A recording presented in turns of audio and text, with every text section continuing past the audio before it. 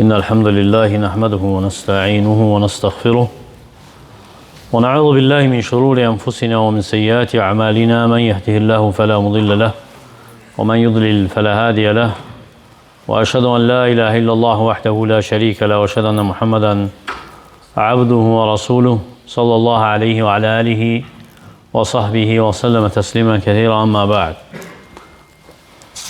أوصيكم بتقوى الله وهي وصية الله للأولين والآخرين ولقد وصينا الذين أوتوا الكتاب من قبلكم وإياكم أن اتقوا الله.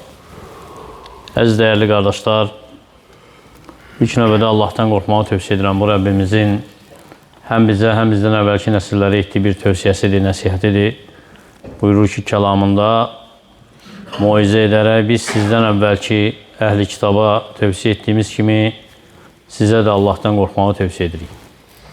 Və davam edirik dinimizi öyrənməyə, əhkamlarını öyrənməyə.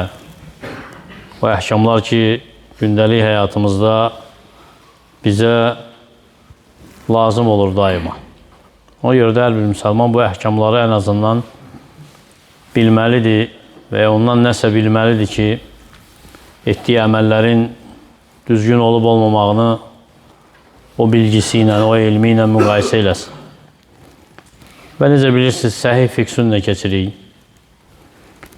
və dəstəmazla bağlı, təharətlə bağlı fəsillərdəyik hələ də və keçən dərsdə dəstəmazın ərkanlarına toxunduq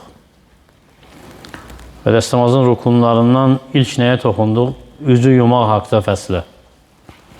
Üzü yumaq və onu ilə bağlı olan bəzi məsələlərə toxunduq. Ağzı yaxalamaq, burnu yaxalamaq, bu ilə bağlı məsələlərə toxunduq. Və bugün yenə dəstəmazın rukunlarından bir rukuna toxunacaq.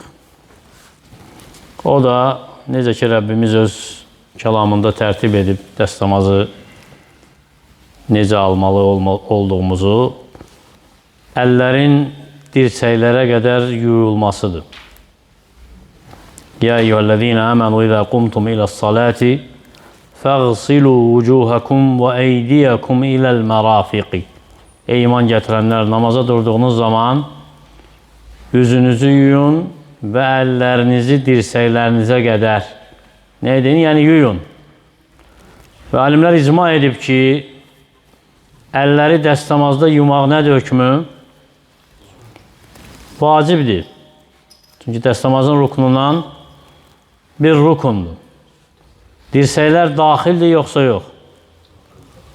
Daxildir. Niyə üçün? Çünki Allah Teala deyir ki, iləl-mərafiqi. İlə hərf-ü car və eydiyakum iləl-mərafiqi mənası odur ki, məə, yəni dirsəklərlə birgə yuyun. Necə ki, başqa ayədə Allah Teala işarə edib ki, ilə kəlməsi, məə kəlməsi anlamını verir, mənasını verir. وَلَا تَأْكُلُوا أَمْوَالَهُمْ إِلَى أَمْوَالِكُمْ. Allah Teala deyir ki, onların malını öz malınıza qatıb yeməyin. Yəni, öz malınızla birgə onların da malını yeməyin. Demədi مَعَ أَمْوَالِكُمْ, dedi ilə أَمْوَالِكُمْ. Yəni, onların malını öz malınızla, yəni mənası ilə burada مَعَ mənası verdi, yəni birgə. Həmçinin başqa ayədə deyir ki, وَيَزِدْكُمْ قُوَّةً إِلَى قُوَّتِكُمْ. Sizin gücünüzə güc qatar. Demədi, يَزِدْكُمْ قُوَّةً مَعَ قُوَّتِكُمْ. Dedi, ilə quvvatikum. Göstərir ki, ilə məə mənası verir, yəni birgə mənası verir. Ona görə, وَاَيْدِيَكُمْ, əllərinizi iləl-mərafiq, yəni məəl-mərafiq. İləl-mərafiq, yəni mərafiq də daxildir, yəni dirsəklər də daxildir əlləri yumağa. Ona görə mübərrat deyir ki, İzə kənəl həddu min cilsil muhaddəd dəxələ fi.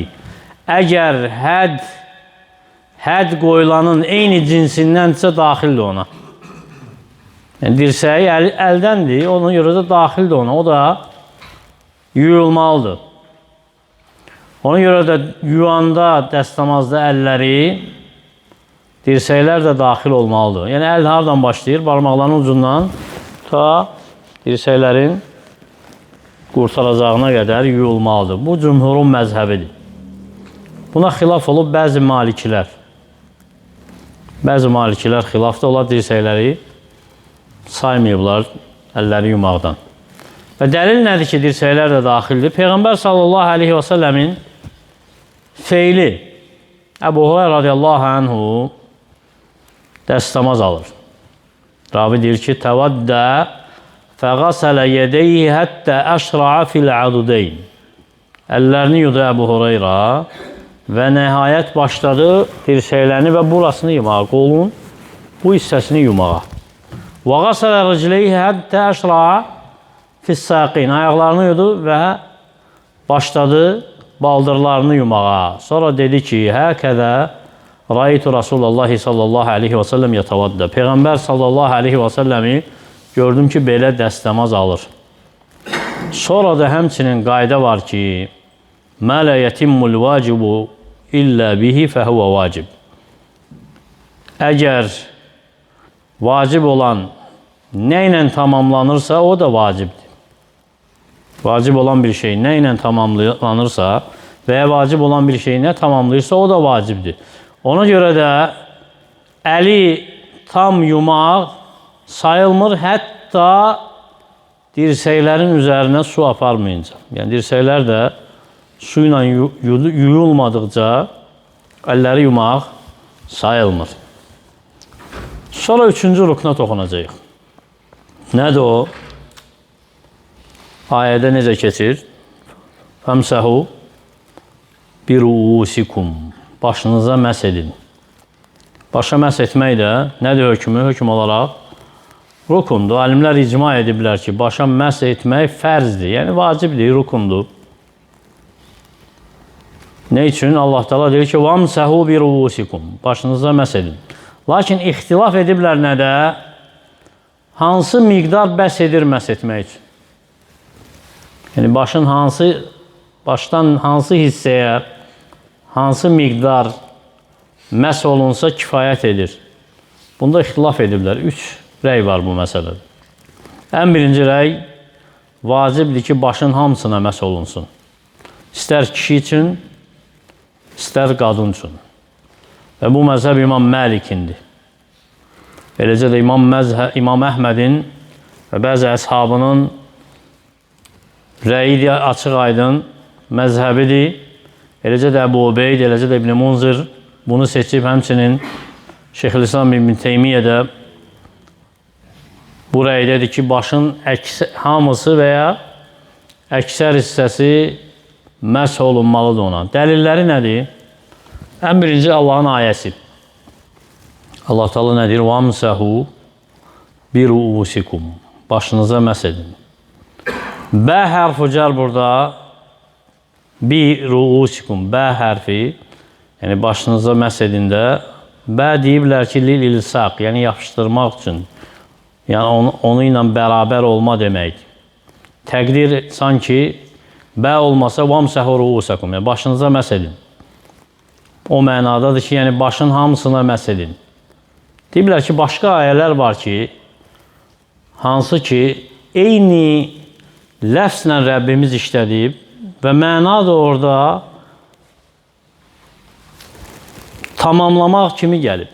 Məsələn, Allah Teala deyir ki, öz kəlamında, o vaxt ki, təyəmmümdən danışır, deyir ki, fəmsəhu bi vucuhikum. Üzünüzə məs edin, yəni hamısına. Eyni vəmsəhu bi ruusikum kimi eyni ləfzdir. Sadəcə burada başda orada üzdür, burada yumaqdır, orada təəmmümdür. Lakin bə hərfi ilə gəlib, deyiblər ki, bə lil ilsaq, yəni ilsaq, yəni ona bitişik olma. Başınıza məs edin, yəni tam hamısına. İkinci dəlilləri deyiblər ki, sünnə bunu açıqlayıb. Peyğəmbər sallallahu aleyhi və səlləmin sünnəsində belə gəlib ki, Peyğəmbər sallallahu aleyhi və səlləm məsh edəndə başının hamısına məsh edib.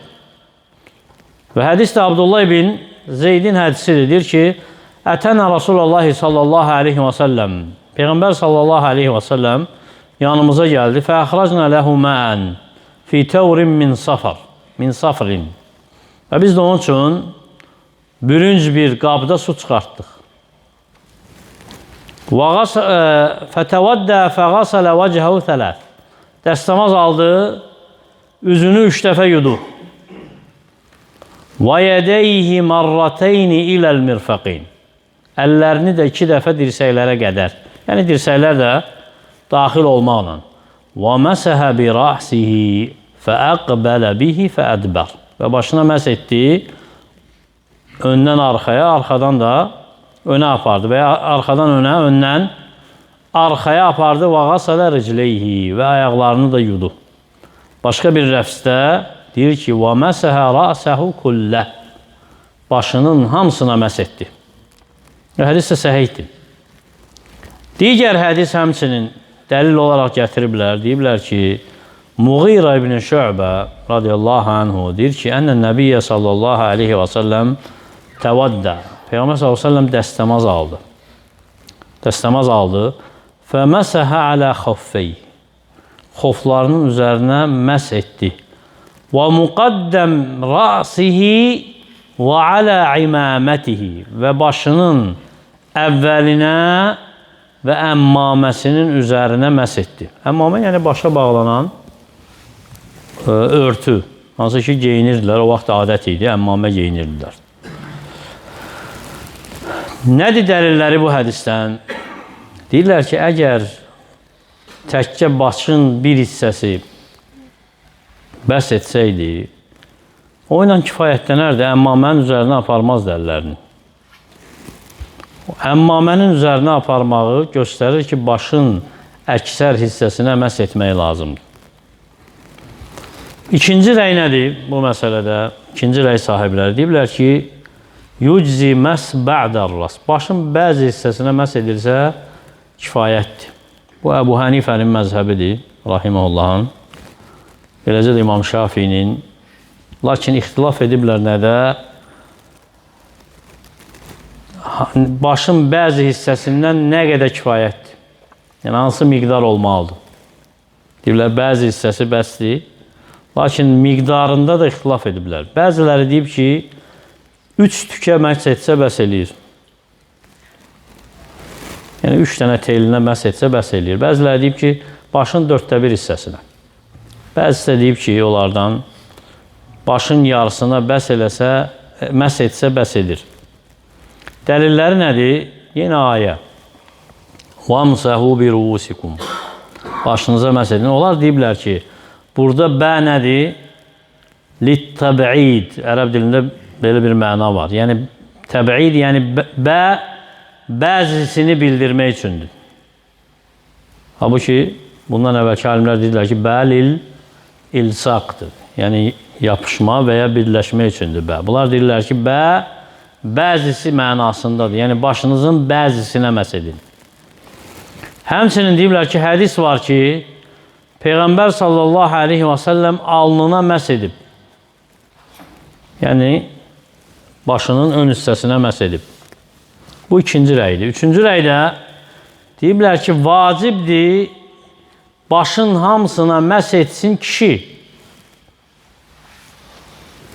Lakin qadına vacib deyil başın hamısına məs etsin. Yəni, bir hissəsinə məs etsə kifayət edər. Və bu da rəvayət olunur İmam Əhməddən həmçinin. Deyir ki, qadın üçün ümid edirəm ki, başına məs etmək daha yüngüldür.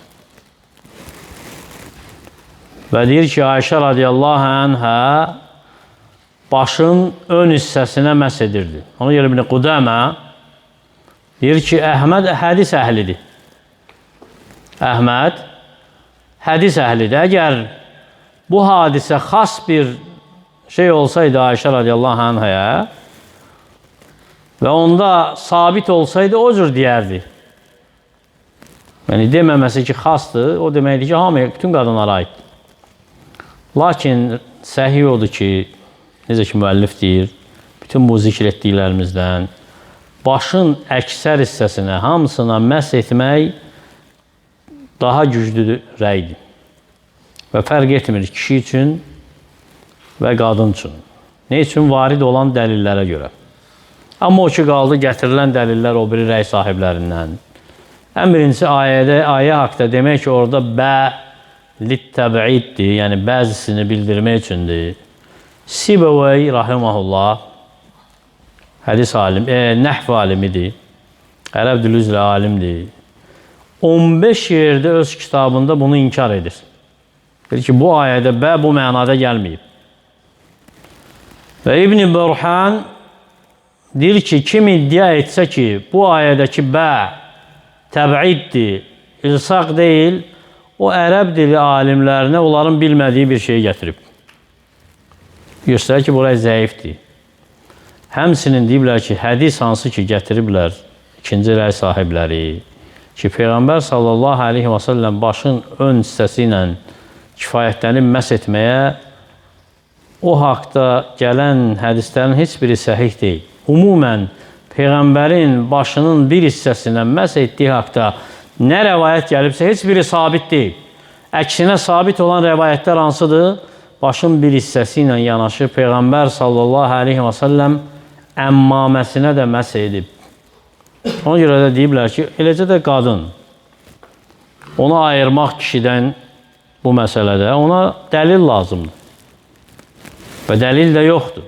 Ona görə hökm olaraq qadın da kişi kimi. Əksinə deyiblər ki, qadın öz baş örtüsünün üzərinə məhz edə bilər. Necə ki, kişi əmmaməsinin üzərinə məhz edib.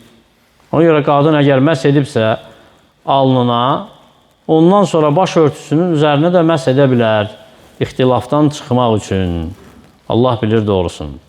Lakin o biri ərkana keçmədən bir faydaya toxunaq. Əgər başa nəsə yaxılıbsa, məsələn, xına və qədimdə bəzən ehrama girəndə başa yapışqan bir şey sürtürdülər ki, saçlar dağılmasın və ya bit düşməsin. Onun üzərindən məhz etmək icazəlidir, yoxsa yox. Deyiblər ki, alimlər, bəli, icazəlidir. Çünki Peyğəmbər sallallahu aleyhi və səlləmdən sabitdir ki, ehrama girəndə başında yapışqanlı bir maddə var idi. Necə ki, həcc bölməsində gələcək inşallah toxunacaq ona. Ne üçün vururdular onu? Saç dağılmasın və ya saça bit düşməsin deyə. Və sabit ki, Peyğəmbər s.ə.v onun üzərindən məhz eləyib. Ona görə də insan mükəlləf deyil ki, məhz edəndə onu o yapışqanı aradan qaldırsın və ya saçları bağlıdırsa açsın. Ona görə də başa qoyulubsa nəsə, o da baş hökmündə götürülür. Yəni, başa tabidir. İnsan onun üzərinə məhz edə bilər. Dördüncü rukun, hansı ki, o ilə də kifayətlənəcək, qulaqlara məhz etmək. Qulaqlara məhz etmək vacibdir, bəli. Hökm olaraq vacibdir, dəstəmazın rukunundan sayılırmı? Sayılmırmı? İxtilaf var alimlər arasında. Lakin səhih odur ki, qulaqlar da başdandır. Baxmayaraq, Peyğəmbər sallallahu aleyhi və səlləmlə bu haqda hədislər gəlib, əl-udunəni minər-ras, qulaqlar başdandır, lakin hədislər zəifdir. Yəni, Peyğəmbərə çatacaq hədislər deyil, Peyğəmbərə çatacaq dərəcədə səhih deyil. Lakin sabit rəvayətlər var sələflərdən. Məsələn, İbn Ömərdən. İbn Ömərdən bu haqda eyni sözü deməsi sabitdir. Həmçinin hədislər hansı ki, Peyğəmbər sallallahu aleyhi və səlləmlə sabit bizə nəql olub, gəlib ki, onlarda Peyğəmbər sallallahu aleyhi və səlləm məhz etdi başına və qulaqlarına bir dəfə. Yəni, başına məhz edəndə qulaqlarına da məhz edib. Və bu rəvayətlər səhabələrdən olduqca çoxdur. Gəlib Əli ibn Əbi Talibdən, İbn Abbasdan, Rübeyyədən, Osmandan. Ona görə Sanani rahiməhullah deyir ki, hamısı ittifaq ediblər ki, qulaqlara başla birgə bir dəfə məhz edilir. Bir su ilə. Yəni, eyni su hansı ki götürmüsən, onu ilə başa və qulaqlara məhz edirsən. Necə ki, ləfsdən aydındır bu. Peyğəmbər s.ə.v məhz etdi başına və qulaqlarına bir dəfə. Yəni, bir dəfə deməyi göstərir ki, qulaq üçün ayrıca su götürülməyib. Yəni onlar üçün bir dəfəyə, yəni başa məhz etməklə qulaqlarına da məhz edib. Lakin kimsə qulaqlar üçün ayrıca su götürsə, bu icazəlidir yoxsa yox? Şək yoxdur ki, icazəlidir. Çünki Abdullah ibn Ömər radiyallahu anhudan sabitdir. Qalır bir məsələ, boyuna məhz etmək. Boyuna məhz etmək dəstəmazdandır, sünnəsidir, vacibidir. Alimlər deyiblər ki, boyuna məhz etmək haqda Peyğəmbər sallallahu aleyhi və səlləmdən heç bir şey sabit deyil. Nə də ki, səhabələrindən heç bir şey sabit deyil. Əgər sabit olsaydı, əməl edərdik. Sabit olmadığı üçün deyirik ki, sünnəyə müxalif bir əməldir. Doğrusunu Allah bilir. Allah Teala bizə eşidib faydalardan etsin. Əqulu mə təsmə'un və əstəğfirullaha li və ləkum və lisəiril muslimina min kulli zəm fəstəğfiruhu innəhu huvəl ğafurur rahim.